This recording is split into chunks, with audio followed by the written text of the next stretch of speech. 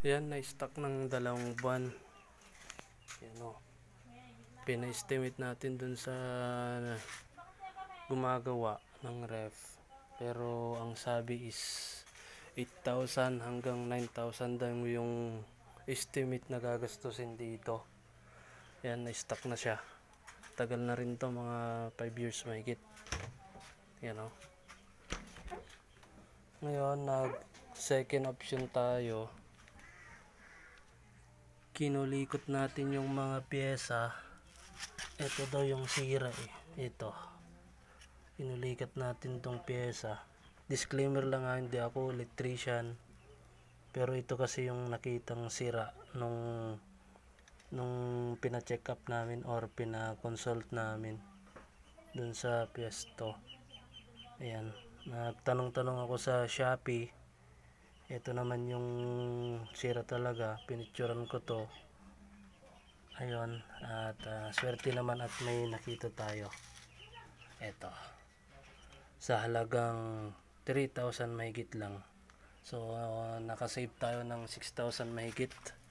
At ako na rin tong magkakabit dito. Simple lang naman yung pagkakabit. Ayan. Dito lang naman. Tapos yung motor ito. Yan. Basic lang naman to. Puro ano lang naman to, plug and play lang naman to. Kadalasan kasi daw yung ganitong ref na inverter, ito daw yung nasisira. Yan, swerte naman na mayroon tayong nakachat or nahanapan sa Shopee. Eto, try na natin to kung pwede. Let's go. Naikabit na natin. Testing na natin. Yan, umaandar na yung makina.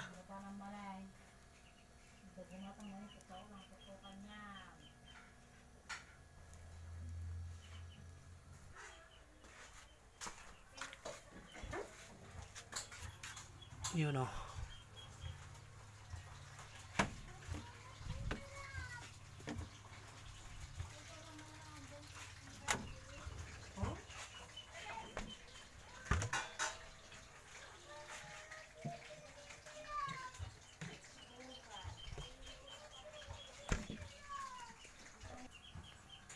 May vibration naman. Success.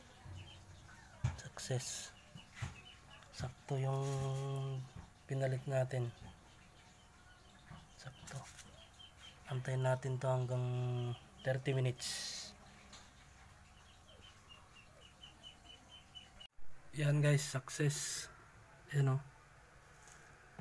Uy, lamig na. 5 minutes pa lang yan. Ayan o. Lamig na o. Success. Laki ng tinipid natin. Yan o. Okay. Pwede na to. Thank you.